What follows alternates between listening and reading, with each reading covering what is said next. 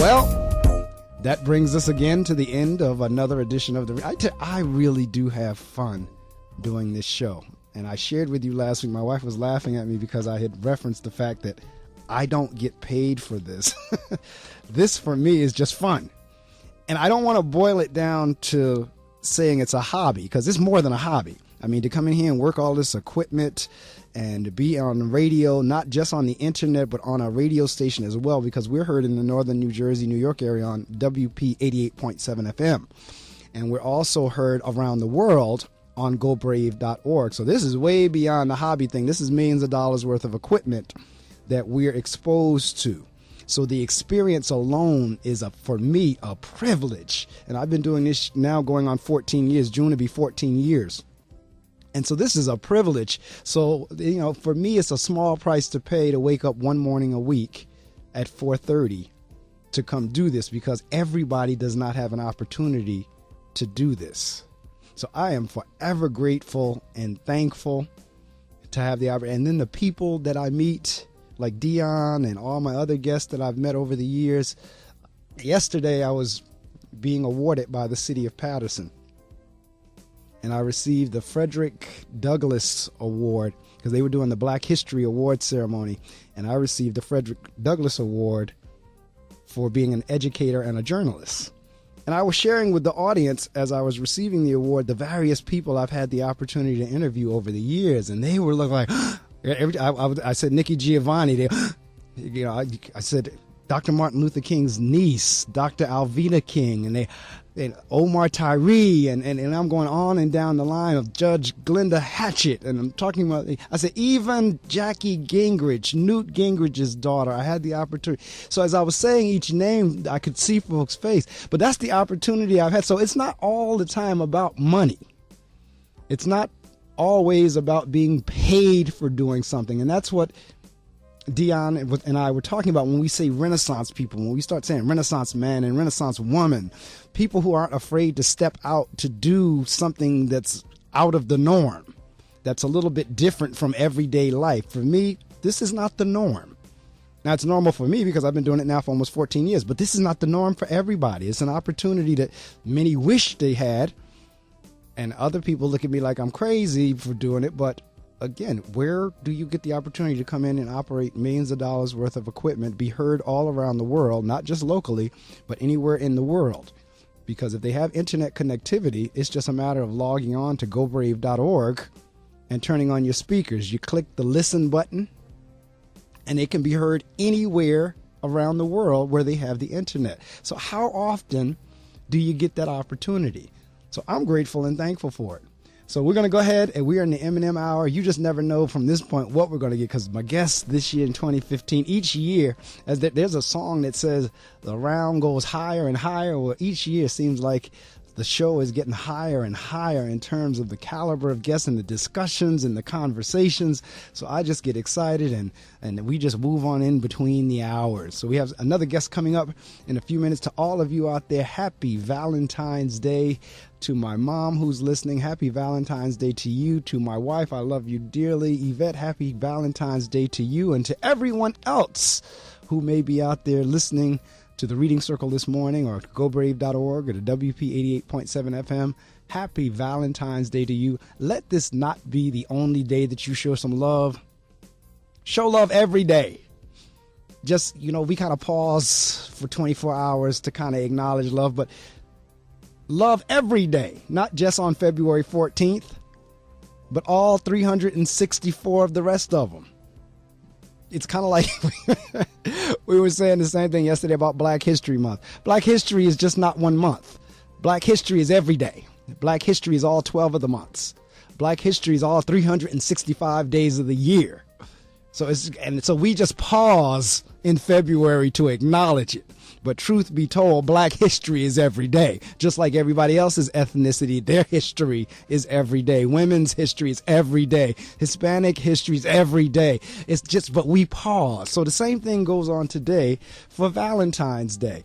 Love every day, but we're just kind of taking a special pause today to show love. But don't let this be your only one.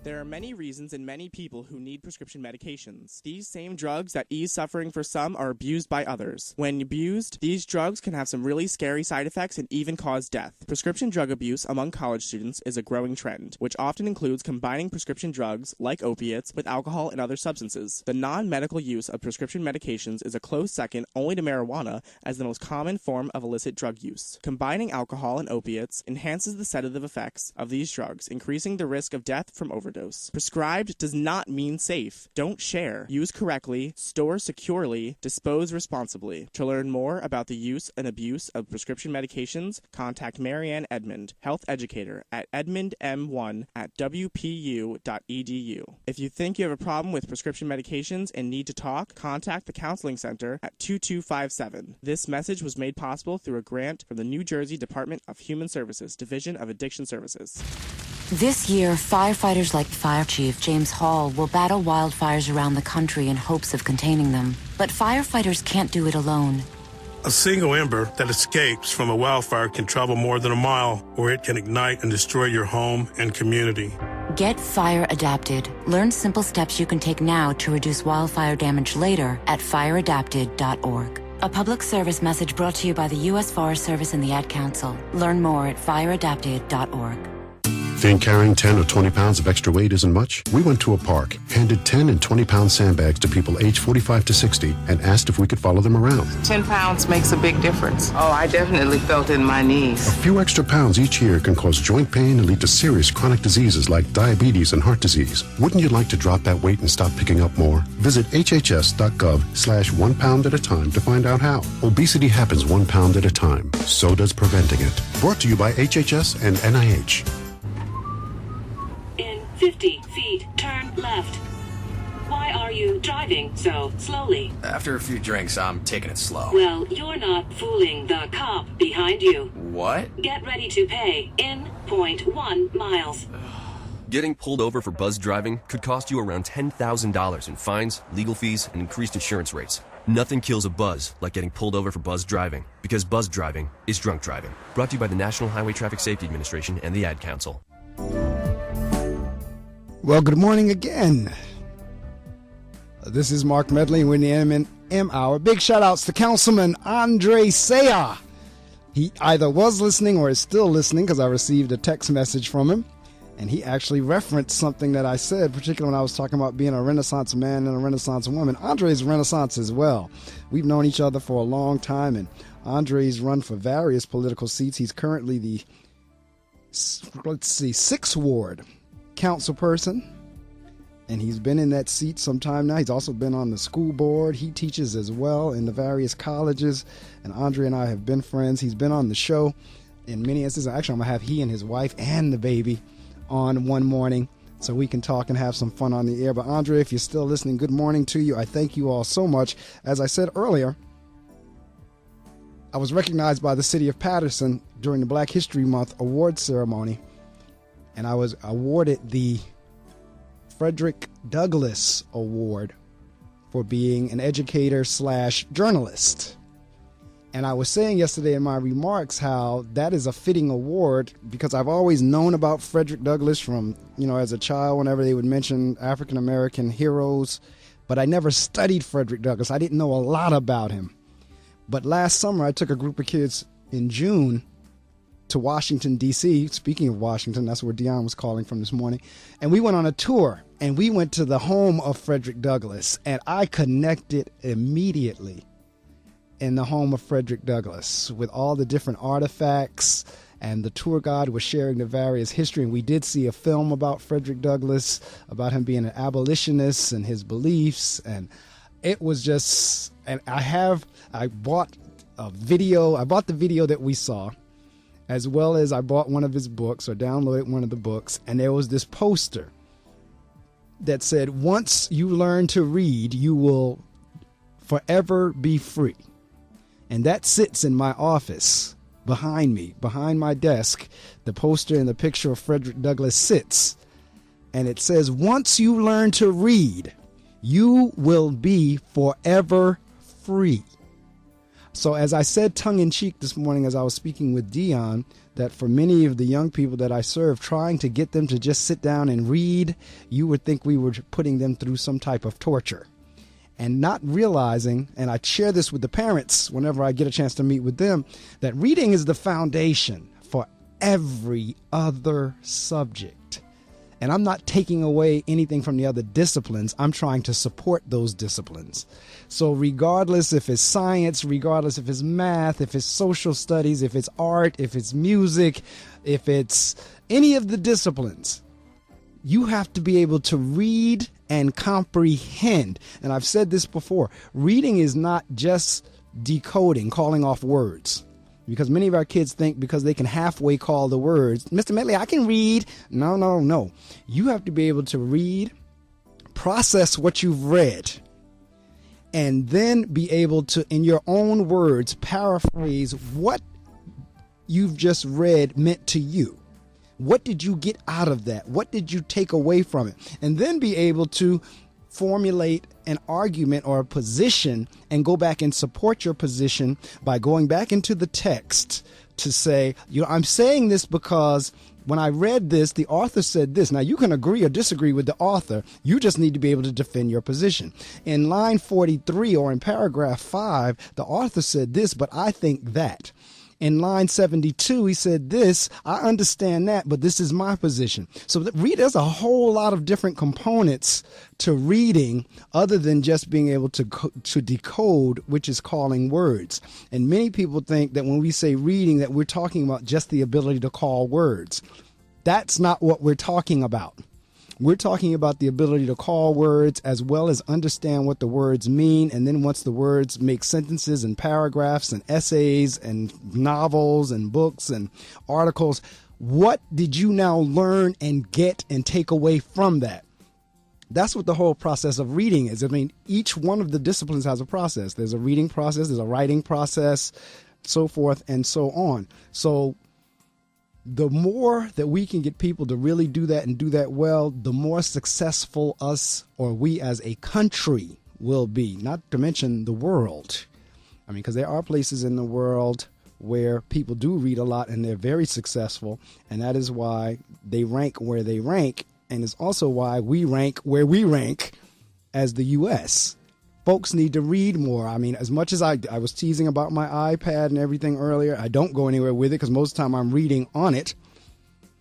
We need to put down some of this TV, computer, video games, and everything like that, and pick up a book, a magazine, or a newspaper, and really practice those skills that I just talked about. Being able to read something, build your argument, your position, your case, be able to debate it, be able to defend it.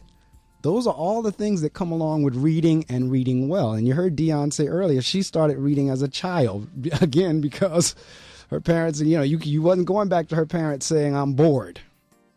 Like, what do you mean you're bored? All these things we have to do. And, Dion's younger than I am. She's nowhere. I'm looking at her picture and I don't think she's anywhere close to my age.